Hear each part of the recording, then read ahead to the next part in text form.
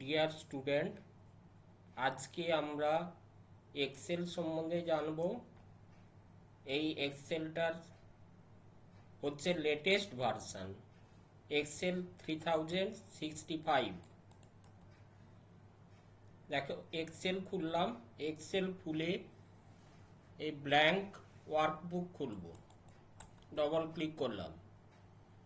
এই double click করার পরে একটা ওয়ার্কবুক আসবে, এক্সেল ওয়ার্কবুক। এটাকে বলা হচ্ছে এক্সেল ওয়ার্কবুক। এগুলো হচ্ছে সেল, এটা একটা সেল। দেখো, বর্গক্ষেত্রের মতো এই সেলগুলো, না সরি, বর্গক্ষেত্র নয়, আয়তক্ষেত্র। এই এক্সেলে যে জিনিসগুলো জানার আছে, এইটা হচ্ছে টাইটেল বার। এটা হচ্ছে বুক 1 নামে একটা ওয়ার্কবুক খুলেছে, বুক 1। এটা সেভ করলে যে নামে সেভ করবে সেই নামেই তোমার সেভ হবে। যেটা জানার বিষয় আছে সেগুলো হচ্ছে, এটাকে বলা হচ্ছে টাইটেল বার। এগুলোকে বলা হয় ribbon, file ribbon, file, home, insert, page layout, formulas, data, review, view এবং হেল্প। বাই ডিফল্ট এখানে 7টা রিবন থাকে।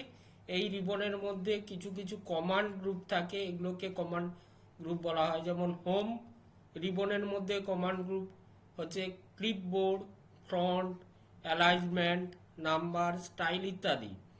এবার ইনসার্ট যে রিবন রয়েছে, এখানে ক্লিক করলাম।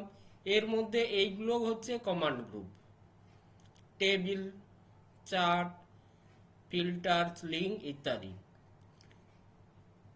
বাই ডিফল্ট এখানে একটা ওয়ার্কবুকে অনেকগুলো ওয়ার্কশিট থাকবে। বাই ডিফল্ট একটা ওয়ার্কশিট এই নিচে রয়েছে, দেখবে, খুললে দেখবে শীট 1। আমরা এখানে প্লাস সিম্বল করলে এখান থেকে আমরা অনেকগুলো শীট যোগ করতে পারি। এবার যে মেন বিষয়গুলো হচ্ছে সেগুলো একটা সেল। এখান থেকে আমরা এক্সেল থেকে কি টেবিল আকারে যদি কোনো ডেটা উপস্থাপন করার প্রয়োজন হয় তখন আমরা এক্সেল ব্যবহার করব। এক্সেল কতগুলো, এক্সেলে যে এইগুলোকে সেল বলা হচ্ছে, এইগুলো সেল। এই সেলগুলো, এই সেলের কয়েকটা কালামের সমষ্টি, কালাম এবং রোয়ের সমষ্টি। কালামগুলোর নাম আছে, দেখো, এ বি, এগুলোকে কালাম বলা হচ্ছে। এ কালাম, বি কালাম, সি কালাম, ডি কালাম, এই ধরনের কালাম আছে। এই ধরনের অসংখ্য কালাম আছে। সেই কালামগুলো অনেকগুলো হয়, অনেক অনেক কালাম আছে। কালামটার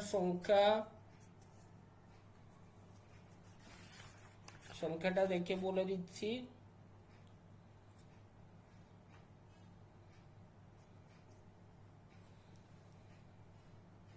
ষোলো হাজার 384 এই সংখ্যাটা। 16,384টি কালাম থাকে, A B C D E এরকম জেড পর্যন্ত। এরপর জেড এর পর কালাম আসবে এ বি, সরি না, জেড এর পর আসবে এ এ, তারপরে আসবে এ বি, তারপরে আসবে এ সি, এরকম করে করে যাবে এ জেড পর্যন্ত। এ জেড এর পর আসবে B A, B B, B C, এরকম বি জেড পর্যন্ত আসবে। তারপর আসবে C A, C B, C C, C D. আর রো, এগুলোকে বলা হচ্ছে রো। 1 নম্বর রো, 2 নম্বর রো, 3 নম্বর রো।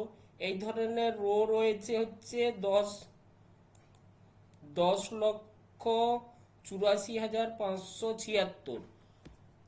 10,48,576।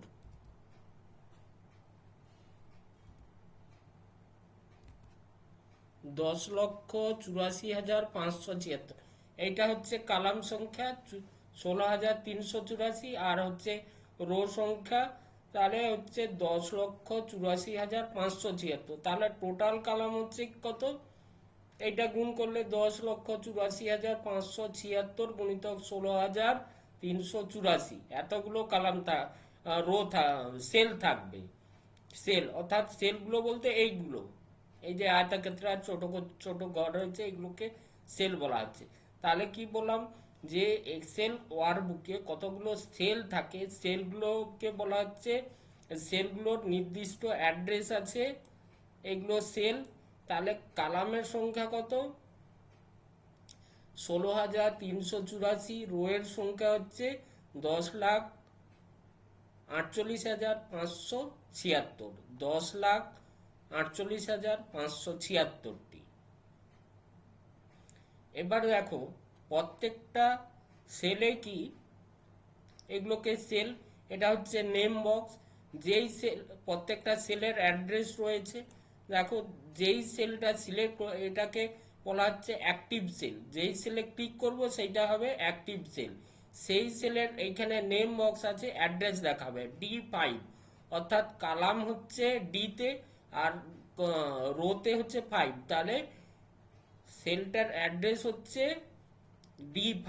যেই সেলটা তুমি সিলেক্ট করবে সেইটার অ্যাড্রেস নেম বক্সে দেখাবে। তাহলে এই F3, তাহলে হচ্ছে এর অ্যাড্রেস হচ্ছে F3, অ্যাক্টিভ সেলের অ্যাড্রেস হচ্ছে F3, অর্থাৎ F নাম্বার কালামে 3 নাম্বার রোতে। আর এইদিকে রো আছে কত? 10,84,576 পর্যন্ত। একটা ওয়ার্কবুকে অনেকগুলো ওয়ার্কশিট যোগ করা যায়।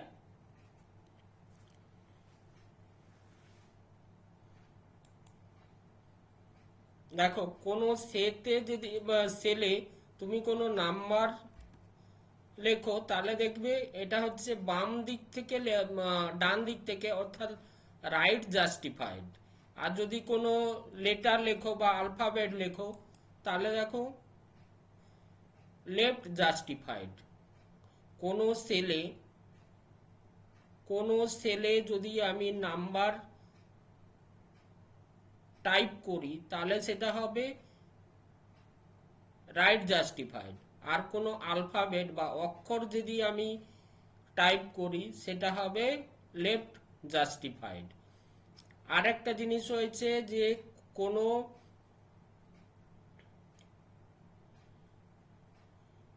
কোনো আমি সেলের রোটার হাইট বাড়াতে পারি। দেখো হাইট বেড়ে গেল। আর কালামের উইডথটাও বাড়াতে পারি। তাহলে দেখো কিভাবে বাড়াবো, বাড়ালাম।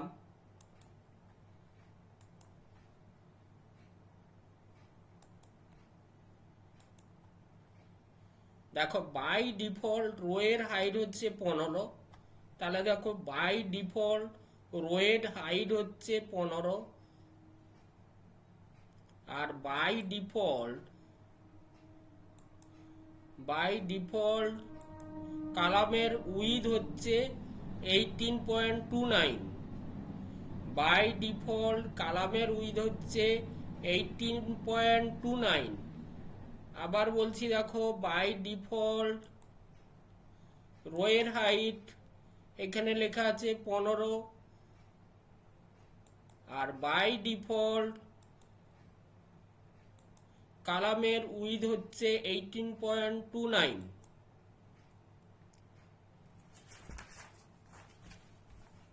এবার তোমাদের যে অনুশীলনীতে প্রশ্ন আছে সেই প্রশ্নগুলো এই ইউটিউবটা দেখলে তোমরা সমস্তগুলো পেয়ে যাবে।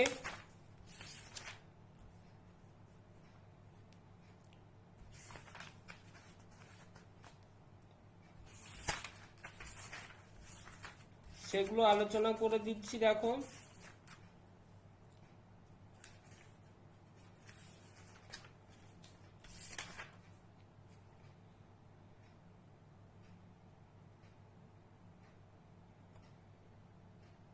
ধরো এই সেলের ডেটাটাকে আমি মুছে দিলাম, তাহলে এটাকে আবার যদি ফিরিয়ে আনতে পারি তাহলে আমি কন্ট্রোল Z টিপব, Ctrl+Z একসঙ্গে, দেখো ফিরে চলে এলো। তাহলে আমি যদি মুছে দেই এটা ডেটাটাকে, তাহলে আবার সেটাকে ফিরিয়ে আনতে গেলে কন্ট্রোল প্লাস জেড।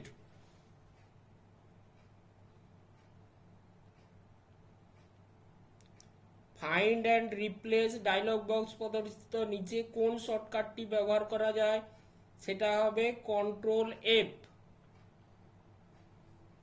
কন্ট্রোল, দেখো একটা ডায়লগ বক্স চলে এসছে, কন্ট্রোল প্লাস এফ টিপলে একটা ডায়লগ ফাইন্ড অ্যান্ড রিপ্লেস সেটা চলে আসবে। ফিল্ড হ্যান্ডেল সম্পর্কিত কথাটি কোন সম্পর্কিত, তাহলে এটা সেল হবে। ফিল্ড হ্যান্ডেল কথাটি কোন কথাটি মধ্যে কার সঙ্গে সম্পর্কিত, এটা হচ্ছে সেল।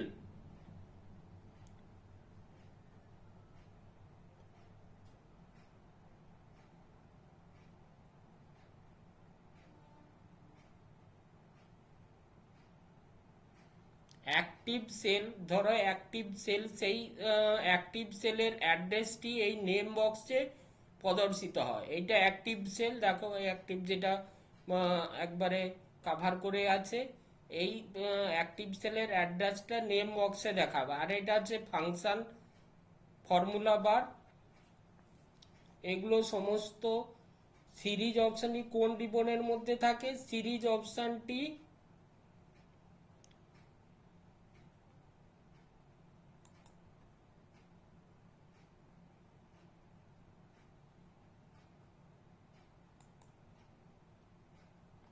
দেখিয়ে দিচ্ছি।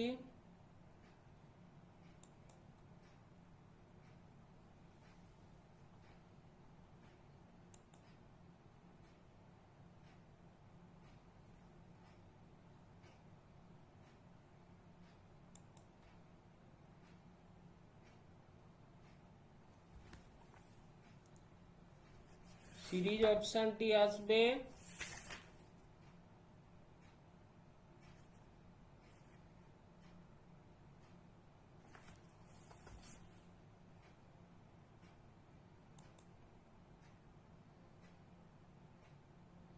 সিরিজ অপশানটি হোম রিবনের মধ্যে থাকবে।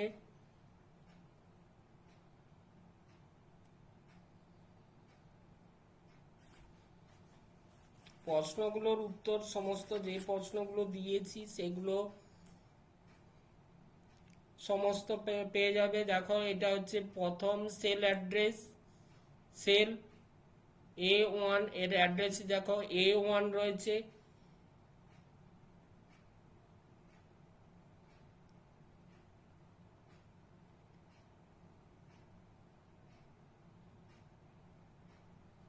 দেখো A1 থেকে C10,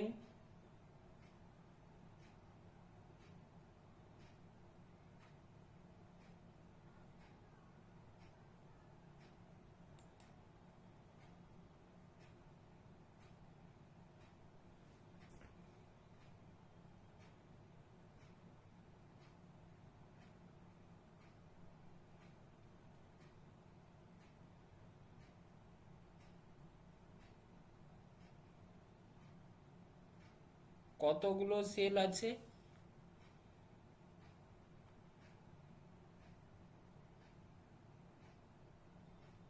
30টি হবে। A1 থেকে C10 30টি সেল।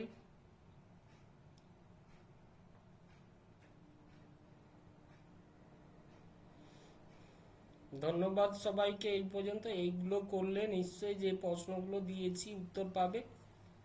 যদি না কোনো উত্তর পাও তাহলে তোমরা রেফারেন্স হিসাবে বই থেকে খুঁজবে। ধন্যবাদ।